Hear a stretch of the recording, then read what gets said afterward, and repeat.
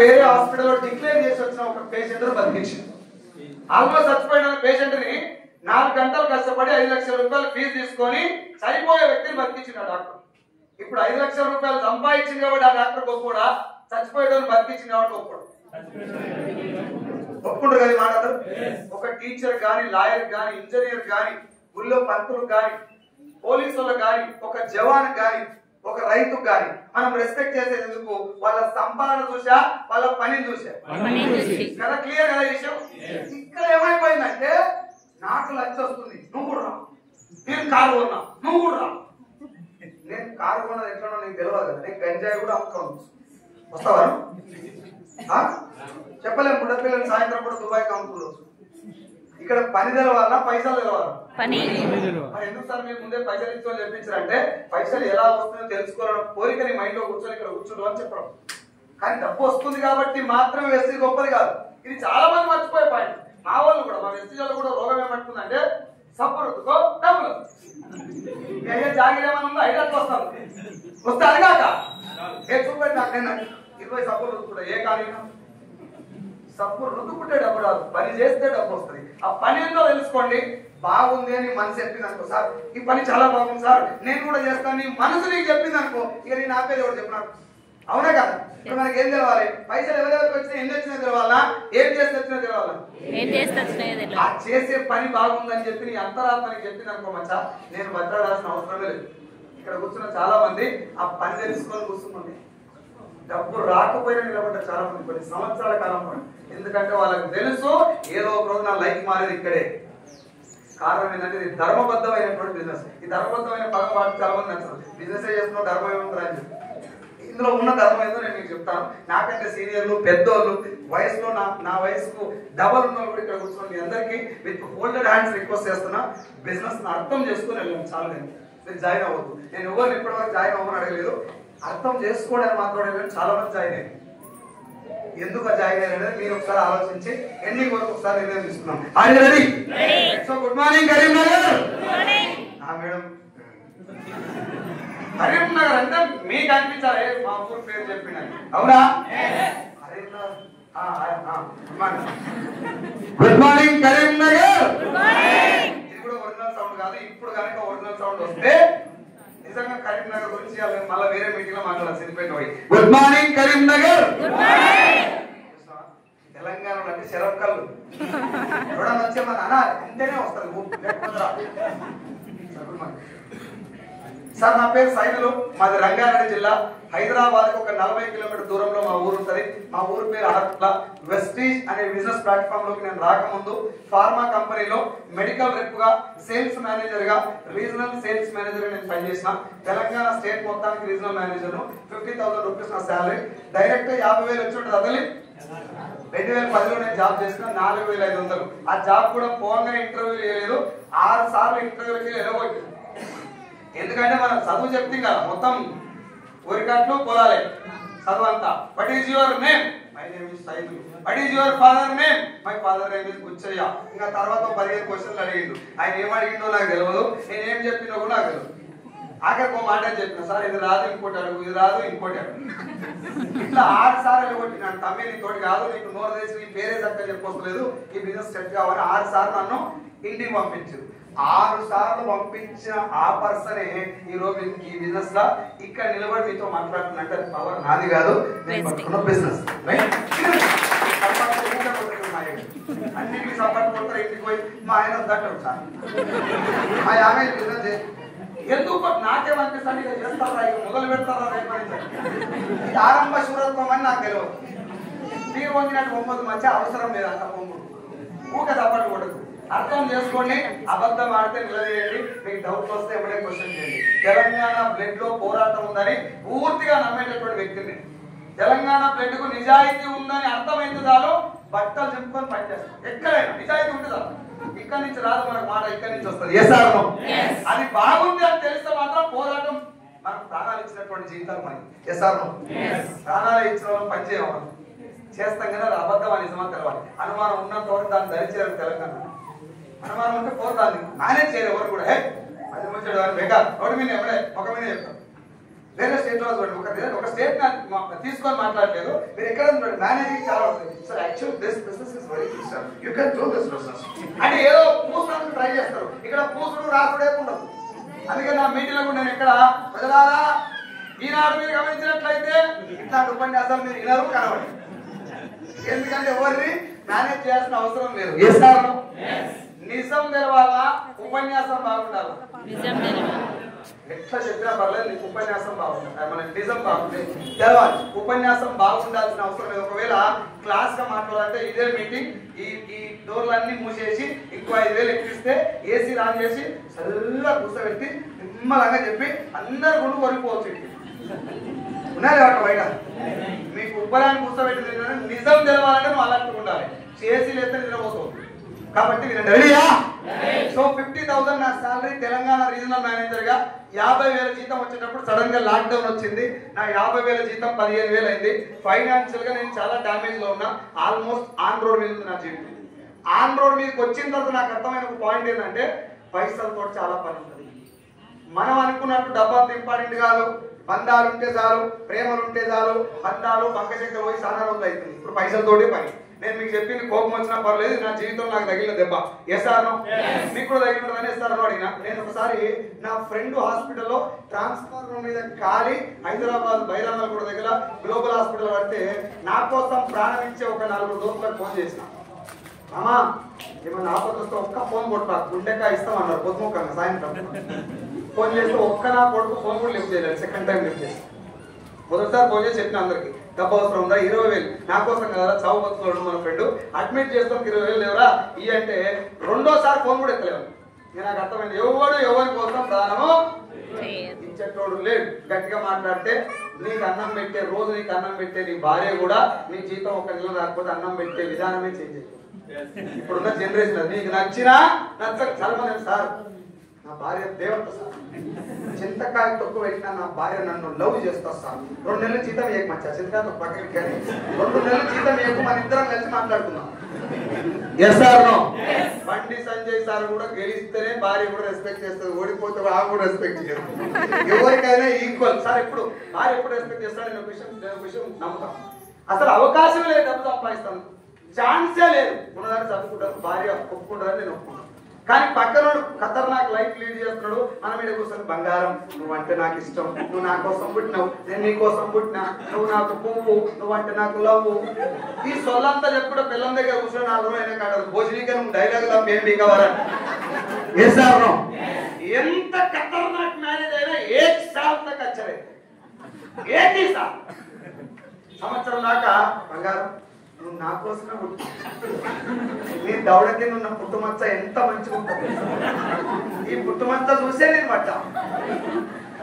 దాంట్లో నీ hair style కూడా నాకు చాలా ఇష్టం. బండి మీద వస్తే లేస్తుంది కదా, అది చూసే లవ్ చేసుకునేది. ఇట్లనే ఉంటాయి ఏక్ సాల్ తక్. సంవత్సరం దాకా ఏడైనా పుసుకున్న ప్రెగ్నెంట్ అయింది అనుకో, ఆమె కాలు ఇట్లా పెడితే చచ్చిపోయిన అనుకోవాలి. శంపు కూడా లేపడేది. మొదటి ప్రెగ్నెన్సీలో, రెండో ప్రెగ్నెన్సీకి ఎవరు పెట్టించుకోవాలి. ఒక్క సంవత్సరం కాగానే డైలాగ్ చేంజ్ అవుతాయి. నిన్ను చేసుకోవడం వల్లే నా జీవితం సాగడానికి, నా మరదలు చేసుకుంటే ఇంకా బాగుండదు, ఈడంటాడు మా భావం చేసుకుంటే బాగుండదు, ఆమంటాడు. ఎవరు చేస్తున్నా మళ్ళీ కింది ఆగుతాం బయట. ఇది పైసలకు ఉన్నటువంటి ప్రభావం. నేను మళ్ళా చెప్తున్నా, దాంపత్య జీవితాన్ని వ్యతిరేకించట్లా. భార్యాభర్తలు బాగుండటం అనేది నాకు చాలా ఇష్టం, బాగుండటం కూడా. కానీ పైసలు ఈ మధ్య నుంచి అంత రోల్ ప్లే చేస్తున్నాయి.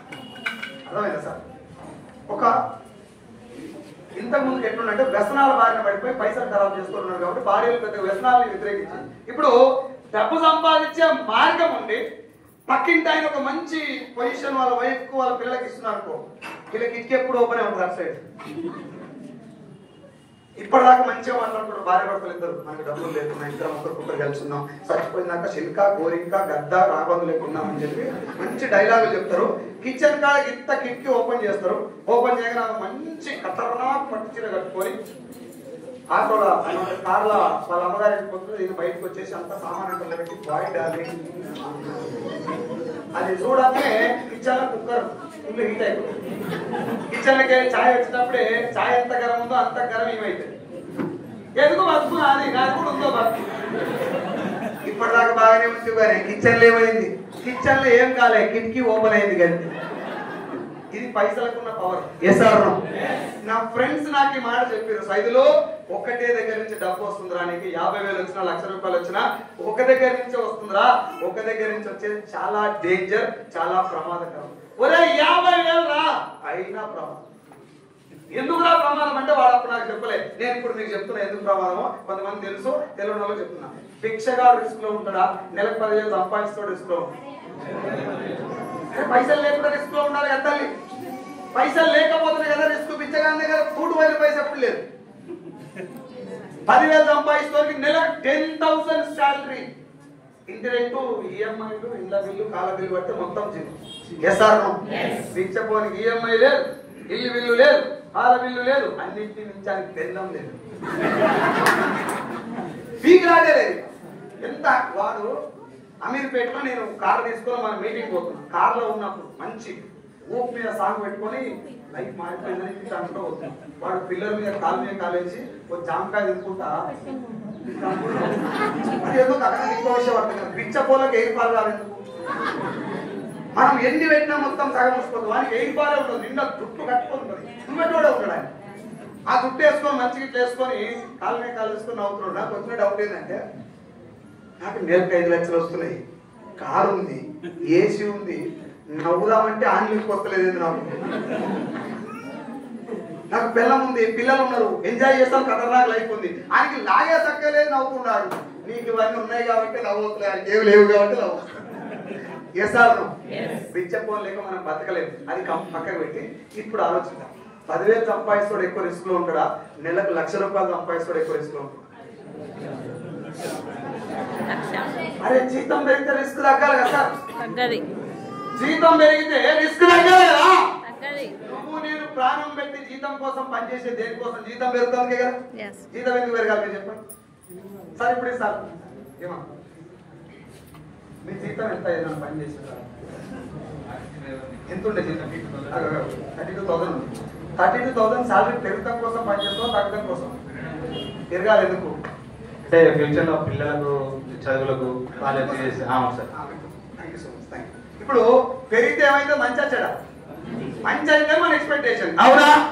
ఇప్పుడు చెప్పు నాకు, 10,000 రూపాయలు జీతం వస్తుంది, ఈఎంఐలు ఖర్చులు మొత్తం దేని తగ్గట్టు ఉంటాయి? 10,000 తగ్గట్టు ఉంటాయి, 5,000 తగ్గట్టు ఉంటాయి.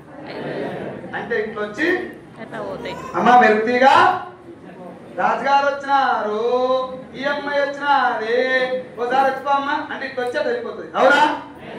10,000 వచ్చినప్పుడు అట్లా ఉంటుంది, 50,000 వచ్చినప్పుడు ఎట్లుంటది?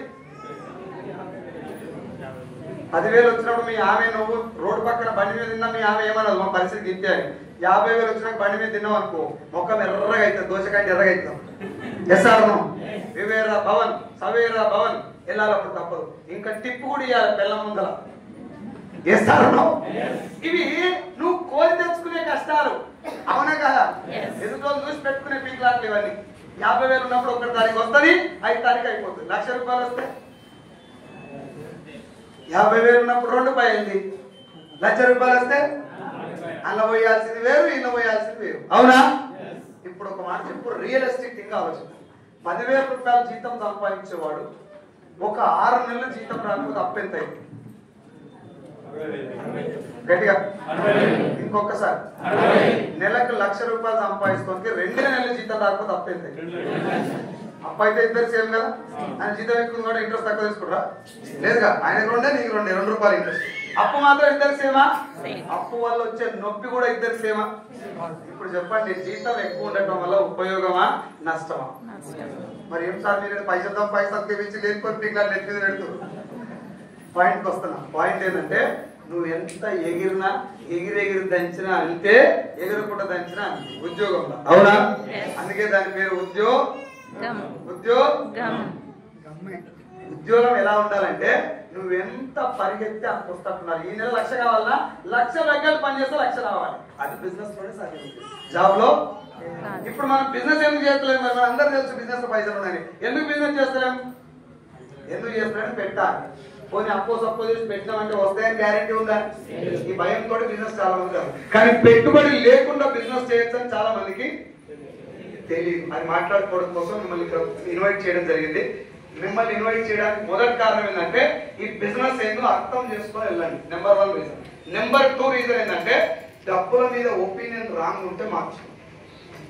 పైసలు ఇంపార్టెంట్ కాదు సార్. ఏం చదువుకుంటే పైసలు అంటే మీద వేసుకొని వస్తావా, మీద వేసుకొని సావా, కానీ సావు కూడా ప్రశాంతంగా రావాలంటే పైసలు ఉండాలి.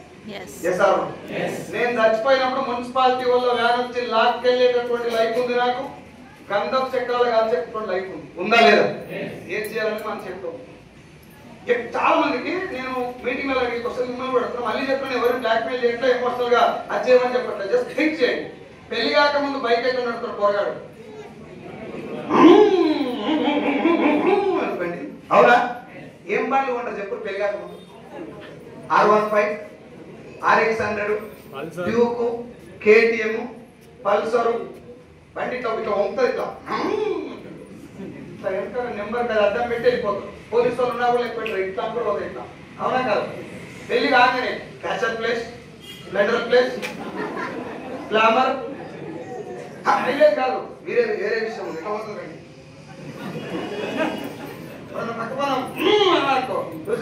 మంచిగా ఇక్కడ భార్య పిల్లలు వెయిట్ చేస్తున్నారు. ఈ గ్యాప్ లో ఏమైంది? బాధ్యత. ఏంటది? బాధ్యత. భార్య పిల్లలు గుర్తు వస్తారు బండి స్పీడ్ పెరిగినప్పుడు. ఎస్ఆర్ను ఈ మాట ఎందుకు చెప్తున్నంటే, బాధ్యత ఉన్నోడు భయపడతాడు, భయపడ్డోడు అవకాశం వచ్చినప్పుడు అందుకు. ఎస్ఆర్ను ఇప్పుడు నాకు ఇక్కడ కూర్చున్న నాగార్జున ఇద్దరికి వెస్టీజ్ లాంటి ఒక అవకాశం వచ్చింది. నాకేమో 10 లక్షల రూపాయలు బ్యాంక్ అకౌంట్ ఉన్నాయి, మస్తు ఏమంటారు ప్లస్ లో ఉన్నాను. నాగార్జున సార్ 10 లక్షలు అప్పు ఉంది. ఇప్పుడు వెస్టీజ్ ఇద్దరికి వచ్చింది సేమ్. ఎవరు తొందరగా పని చేస్తారు? అప్పున్నోడా పైసలు ఉన్నాడా? అప్పున్నాడు. అది కూడా మీకే ఎందుకు చెప్తున్నా అంటే, సార్ ఇప్పటికిప్పుడు నా జీతం ఆగిపోతే అని ఎప్పుడన్నా అనుకున్నావా? కదా పట్టుకోరు ఎవరు, నా జీతం ఎందుకు ఆగుతుంది సార్, నాది గవర్నమెంట్ జాబ్, గవర్నమెంట్ అయినా మనం ఆగితే జీతం ఆగుతుంది. ఎస్ఆర్ ఒక 4 రోజులు బయటకు వెళ్ళిపోతే మీ భార్యకి ఎత్తించిపోతుంది. ఏదైనా టూర్కి వెళ్ళిపోతే ఖర్చులకు భార్యకి ఎత్తించిపోతుంది. 1500, 2000. 10 రోజులు పోతే ఒక 5000. నెల రోజులు పోతే 10,000. మొత్తానికి పోతే అవన్నీ ప్లాన్డ్, ఇది unplanned by the God. Yes or no? Darling, I am going to take care. ఉందా? ఎప్పుడు పిలిస్తే అప్పుడు పోవాలా, జరా మా ఆమె చెప్పొస్తాడు కదా. ఎప్పుడన్నా ఇట్లా ఎట్లా ఆలోచించారు. ఇది ఆటలాడినప్పుడు అందరూ ఏమనుకుంటారంటే ఇన్సూరెన్స్ ఇన్సూరెన్స్ అనుకుంటారు. నేనేమంటున్నా అంటే, నువ్వు ఉన్నప్పుడు నీ ఫ్యామిలీ ఎట్లా బతికిందో అదే బతుకు డిస్టర్బ్ కాకుండా బతికేటటువంటి ప్లాన్ ఎక్కడ ఉందేమో ఆలోచించాలి. అదంతా పక్కన పెట్టు. జస్ట్ ఒక భర్త ఇట్లా ఫ్యామిలీకి వెళ్ళిపోయిన ఫ్యామిలీ మొత్తం రోడ్డు మీద ఉంటే ఫ్యామిలీ చూస్తారు చాలా మంది. ఎందుకంటే చూస్తుంటారు, భర్త చెడ్డోడు అయ్యిందా, ముందు చూపు లేదా?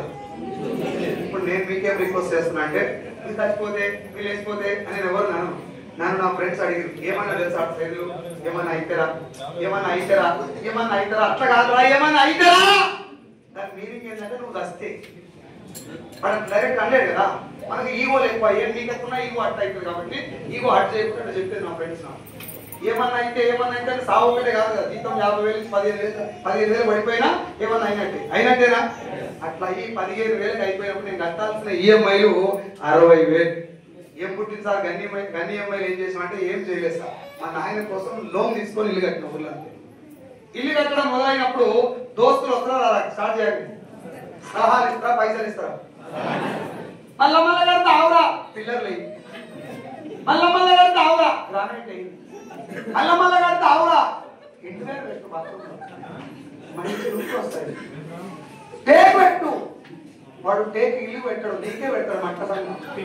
మనకు అర్థం కాదు అప్పుడు. మళ్ళా కొంటావురా, మళ్ళా కడతావురా, మళ్ళా ఈ డైలాగ్ నాకు చాలా పేదవాళ్ళు చేసింది మా చాప్. నువ్వు ఏడికి పోయినా దోస్తులు ఏమైనా పెట్టకపోగాని మా తాత చెప్పేది. దేనికో నాకు అర్థం కాలేదు ఈ డైలాగ్ కోసం. 9 లక్షల లోన్ తీసుకొని ఇల్లు కంప్లీట్ చేద్దామని నేను అనుకుంటే, దోస్తులందరూ వచ్చి సలహాలు ఇచ్చి మలమల కడతావా అంటే 9 ఆడే 18 అయింది. ఎన్ని 9 లక్షలు బ్యాంకులు ఇచ్చినా, మిగతా 9 లక్షలు నా ఫ్రెండ్స్ ఇచ్చారు. అప్పు ఇచ్చినోడు వేరు, సలహాలు ఇచ్చినోడు వేరు. సలహాలు ఇచ్చినోడు పైసలు ఇయ్యాడు, పైసలు ఇచ్చినోడు సలహాలు ఇయ్యాడు. Yes or no? 18 లక్షలు అయింది. లాక్డౌన్ వచ్చిన తర్వాత 18 లక్షలు అట్నే ఉంది. నా జీతం 15,000 వస్తుంది. నాకు ఇంకో చిన్న పిల్లలు ఉన్నారు. నా పెద్దోడు అనుకుంటే చిన్న పాప 1.5 years 2 years ఉంది. వాళ్ళిద్దరు సరిగ్గా మాట్లాడుకున్న టైంలో నా జీతం 15,000 అయింది. వాళ్ళకి కావాల్సినటువంటి వస్తువు కూడా ఇప్పించే పొజిషన్ నేను లేదు. అప్పుడు నా మనసులో ఏం ఆలోచన వచ్చిందంటే, సైదులు నీ ఫ్రెండ్స్ నీకు మాట చెప్పారు కదా, ఏమన్నా అయితే ఇగో ఇట్లా అవుతుంది ఏమన్నా అయితే, నువ్వు ఇప్పుడు నీకు దేవుడు ఏం చెప్పినాడు, బిడ్డ బతికే ఉన్నావు, ఇప్పుడన్నా జాగ్రత్త పడు, ఇంతకు మించిన కష్టం కూడా వచ్చే ఛాన్స్ ఉంది. నీ ఫ్రెండ్స్ నీకు షేకాన్ని ఇచ్చిన వాళ్ళు ఇలా కనబడ్డోడు రేపు కనబడలే, రేపు పొద్దున ఆ లిస్ట్ లో నువ్వు ఉంటే నీ పరిస్థితి ఏంటి? నీ 18 లక్షల అప్పు నీ భార్య పిల్లలు తీర్చాలి, ఏం తీర్చిస్తావు? నువ్వే గిలగిల కొట్టుకుని నువ్వేం దిగలేకపోతున్నావు, భార్య పిల్లలు ఏం చేస్తావు? నేను ముట్టక ముందు నా అప్పు ఎంత? సరే మన గానం గిట్ల పట్టిందా? మరి మాట్లాడతలేదు, కోపం ఉందా? కొట్టు తర్వాత మాట్లాడుతున్నావు, కోపం పోయినాక మాట్లాడు. నేను ముట్టక ముందు నా అప్పు ఎంత, ఇప్పుడు నా అప్పు ఎంత? వేసి రాకముందు ఇంట్రెస్ట్ రాకుండా, ఇంట్రెస్ట్ కలిపి 24 అయింది కానీ 15 లక్షలు. ఇప్పుడు నేను ముట్టి 15 లక్షలు అప్పు చేసి మా నాయన చెప్పిన, డాడీ తీసుకో, నేను జోక్ కాదు నేను చెప్తాను, జోక్ కాదు నేను చెప్తాను. మా నాయన కడుపులో నేను పుట్టినందుకు 15 లక్షలు ఆయనకు అప్పు అయింది, నేను పుట్టకపోతే అప్పు అట్లా ఆలోచించాను నేను. ఇది ఆలోచించాను. ఇప్పుడు నా పిల్లలకి నేను ఆస్తులు ఇవ్వకపోయినా పీకమాయన అప్పు. నా కొడుకు రేపు పొద్దుగా ఫ్రెండ్స్ తో డిస్కస్ చేసినప్పుడు, నేను ఈ దరిద్రుని కడుపులో ఉంటాయి కాబట్టి ఇట్లా రాకపోతే కడుపులో ఉంటే మంచిగా ఉండదు అనుకుంటున్నాను. అట్లా కావద్దంటే నా ముందర ఉన్న ఒకే ఒక్క ఛాలెంజ్, నా అప్పు తీర్చాలంటే ఏమన్నా 5 సంవత్సరాలు ప్రాణం మొత్తం పెట్టి పని చేయాలి, నిజాయితీగా ధర్మబద్ధంగా. ఇప్పటి నుంచి టైం పాస్ చేయొద్దు. రేవంత్ రెడ్డి ఇంటికి పరిపాలన చేయాలి, హైదరా మంచిదా కాదా, అనసూయ మంచిగా చేస్తుందా, రేష్మి మంచిగా చేస్తుందా, జబర్దస్త్ లో ఎవరెవరు బాగుంటారు, ఈ సొల్లు మొత్తం మూట కట్టి సజ్జ మీద వేసి మూసుకొని పని చేయాలి. సీఎం ఆయన పని చేస్తున్నాడు, పిఎం ఆయన పని చేస్తున్నాడు, ఊళ్ళో వార్డు మెంబర్ కూడా ఆయన ఏర్పాటు చేస్తున్నాడు. నువ్వు నేనే అలా గురించి పీకలుగుతున్నాను. పోయి నాకు మాట చెప్పి రాజకీయాలు చెడ్డారు నేను అంటలేను. ఈయన సీఎం కావాలి, ఈయన రావాలని కోరుకుంటున్నా. ఇదంతా వేస్ట్ ముచ్చట కాదు, పుచ్చుకుంటాను రాళ్ళ గురించి. ఇది వేస్ట్ ముచ్చట కాదు, లైఫ్ రైట్. ఈయన కావాలి, ఈ పార్టీ వస్తే బాగుంటుంది, ఆ పార్టీ వస్తే బాగుంటుంది, నేను కూడా అగ్రీ చేస్తాను. నీకు బాగా ఇష్టమైనటువంటి ఒక వ్యక్తి సీఎం అయింది, నీ జీవితం ఏ స్థాయిలో మారుతుంది? మాసిపోయిన మసిగుడ్డ కూడా మారుతుంది. ఏ సార్ మసిగుడ్డ ప్లేస్ లో కూడా ఇంకో గుడ్డ రాదు. గవర్నమెంట్ మారితే పథకాలు మారుతాయి, ప్రాజెక్టులు మారుతాయి, స్ట్రీట్ లైట్లు మారుతాయి, సీసీ రోడ్లు మారుతాయి, బంగాళాలకు రంగులు మారుతాయి, జనాల యొక్క ఏమంటారు జనాలను తీసుకెళ్ళినటువంటి పద్ధతి మారుతాయి తప్ప నీ జీవితం మారాలంటే రాజకీయ నాయకుడు మారితే మారదు. నీ మైండ్ మారి నువ్వు నడుము కడితే నీ జీవితం మారుతుంది. నేను మారాలి అంటే నా జీవితంలో ఒక దెబ్బ తగలాలి. మా గురుగారు మాట చెప్పారు, సైదులు పెద్ద పెద్ద మోటివేషనల్ స్పీకర్ మాట్లాడితే జీవితం మారకపోవచ్చు, పెద్ద పెద్ద గ్రంథాలు తిరగేస్తే లైఫ్ మారకపోవచ్చు, ఒక మంచి వ్యక్తి గంటసేపు మాట చెప్పినా కూడా లైఫ్ మారకపోవచ్చు. కానీ ఒక వ్యక్తి జీవితంలో వాడికే తగిలేటటువంటి ఎదురు దెబ్బ, అది నేర్పించిన గుణపాఠం, అప్పుడు తీసుకెళ్లే మార్గం, వెళ్ళేటటువంటి గమ్యం మాత్రం డెఫినెట్ గా జీవితాన్ని మారుస్తుంది. అర్థమైందా కాదు? ఎంతమంది ఎన్ని మాటలు చెప్పినా మనిషి అన్నప్పుడు ఒకసారి మారాడు సార్. మారేది ఎప్పుడంటే ఆయన జీవితంలో ఎప్పుడైనా ముక్కు వాళ్ళతో సుడు, అప్పుడు శక్తి నటింది. మన భాషలో గట్టిగా చెప్పాలంటే ఆరోగ్యం గురించి మనం మంచిగా ఉన్నప్పుడు ఎవరు చెప్పినా గుండె బాగుండాలని మంచిగా చదువుతాను ఎంతమంది చెప్పి ఈ తేనె వాడండి, క్యారెట్ జ్యూస్ తినండి, చాలా బాగుంటుంది, మోషన్ ఫ్రీ ఉండాలంటే మలబద్ధకం ఫ్రీగా, అంత మంచి అర్థమైన తెలుగు చెప్తారు. మనకు వేస్ట్ చెప్తా శ్రీదేవి డ్రామా కంపెనీ, మొగల్ రేకులు, ఇట్ల రేకులు, అన్ని మనవయ్యారు, ఇంత తిరిగల్లా, ఇట్లా అన్ని చూస్తాం మనం. టైం పాస్ అప్పుడు ఎంత బాగుంది కదా, కర్మకారు మన గుండె కోరుకుంటూ వెళ్ళాలి. అప్పుడు యూట్యూబ్ లో కొడతారు మంచి సత్యనారాయణ ఓపుకుండే what to do if my గుండె తోడు అంటే మనమే పుడతాం. అప్పుడు చెప్పింది అదే, నాకు వస్తుంది రా మొగడా అని అప్పుడు చెప్పిండు, మనకు అప్పుడు ఆనదు. ఇప్పుడు నేను చెప్పేది కూడా కూర్చుని అందరికి ఆనదు, అనుభవజ్ఞులైన పెద్దోళ్ళకి మాత్రం నేను చెప్పేది కరెక్టేరా అనిపిస్తుంది. అంతే సొరపొల గారికి ఎట్లా అనిపిస్తాడు, what is this bro, it's too hot. నేను మళ్ళీ చెప్తున్నా, దీనికంటే హాట్ చాలా కదా నాకు కూడా అనిపిస్తుంది. పెళ్లి అయినాక తెలుస్తుంది. చాలా మంది మ్యారేజ్ కాంప్లీట్ చేసుకుంటారు కదా, పైసలు ఉంటే ఏ మ్యారేజ్ అయినా కథ వేసారు. అమ్మ భార్య భర్తలు ఇద్దరు గొడవ దేని పైసలే ఆడం గీడంగా తిరిగి పైసలు కానీ వచ్చారు. అవునా కదా? గొడవ చూడండి ఎంత సింపుల్ గా ఉంటుంది చూడండి. భార్య భర్తలు ఇద్దరు చాలా హ్యాపీగా చిలక గోరికల లెక్క బుర్రలు తెప్పించుకుంటా, ఒకరికొకరు దోశ తెప్పించుకుంటా, ఒకరి దగ్గర ఒకరు కూర్చొని పిల్లలు స్కూల్ పోయినాక ఇద్దరు కూర్చొని అప్పటి ఏమంటారు కొత్త మ్యారేజ్ అయినప్పటికీ మంచి మంచి తీపి స్మృతులు గుర్తు చేసుకుంటా, స్వీట్ మెమరీస్ గుర్తు చేసుకుంటా మంచి హ్యాపీ మూడ్ ఉంటుంది. నేను కాఫీ చేస్తా ఆగండి అని చెప్పి ఆ కాఫీ షాప్ లో పోతాను. వీడు ఇట్లా కూర్చొని టీవీ ఆన్ చేద్దాం, టీవీ చూస్తాడు. అత్తగారు అర్థమైనప్పుడు టీవీ పెడతా అన్నారు, పెట్టి మళ్ళా బంగారం కూడా పెడతాం, పెట్టి ఇది అంటలేదు బయటికి వచ్చింది అదే. అప్పుడు డార్లింగ్ కాఫీ కాఫీ వద్దే నా తొక్కలో ఏం పుట్టిందా ఇంటి మధ్య ఇప్పటిదాకా బాగానే ఉండేగా ఇట్లా స్టార్ట్ అయ్యేది గొడవ. దీని వెనక ఉన్నటువంటి రహస్యం ఏంటి? అత్తగారు ఎందుకు పెట్టాడు? లేక పెట్టే ఉంటే ఎందుకు పెట్టాడు? వీడియో పెట్టాడు చేశారు. పైసలు ఇంత కథ నాకు రోల్ ప్లే చేస్తే నా ఫ్రెండ్స్ కూడా నాకు విడమర్చారు. నా గురువులు కూడా పైసల గురించి చెప్పలేదు. మా వాళ్ళంతా నా గురువులంతా విద్యావంతులు చెప్పారు, నాకు మంచి చెప్పారు తప్ప పైసలు వాళ్ళకు కూడా తెలుసుకున్నారు. పాప నా గురువులంతా పేదలు ఎక్కువ పైసల గురించి ఎవరు నేర్పారు. A plus b whole square